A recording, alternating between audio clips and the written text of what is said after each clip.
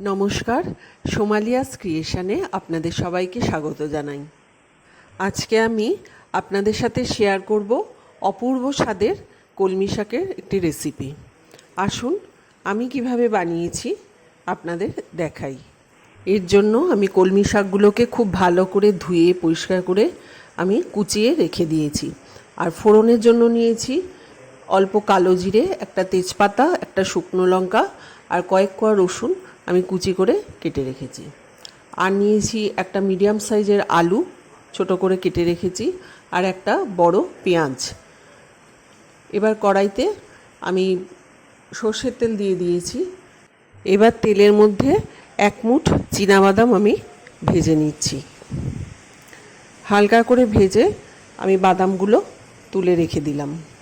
এখন ওই তেলের মধ্যেই আমি ফোড়নে শুকনো লঙ্কা, তেজপাতা, কালো জিরে আর রসুন কুচি দিয়ে দিলাম।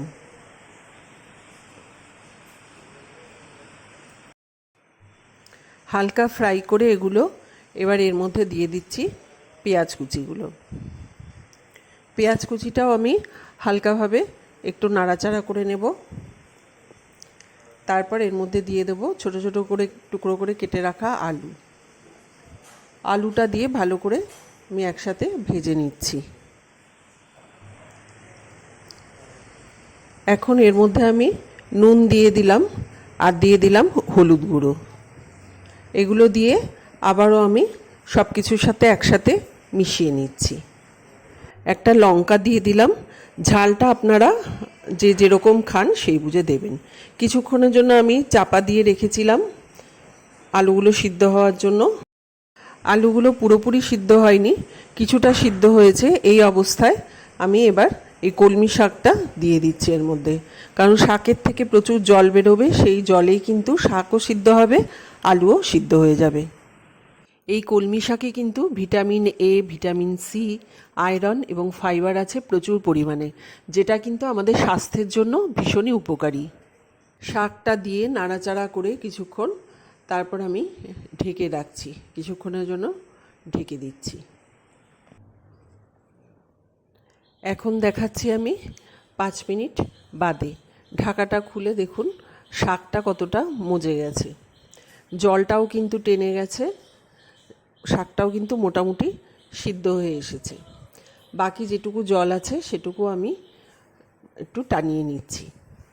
আপনারা বাড়িতে অবশ্যই ট্রাই করবেন, ভীষণই সুস্বাদু হয় এই রেসিপিটি। এখন আমি এর মধ্যে অল্প একটু চিনি দিয়ে দিচ্ছি। চিনিটা দিয়ে আবার আমি সব কিছুর সাথে মিশিয়ে নিলাম।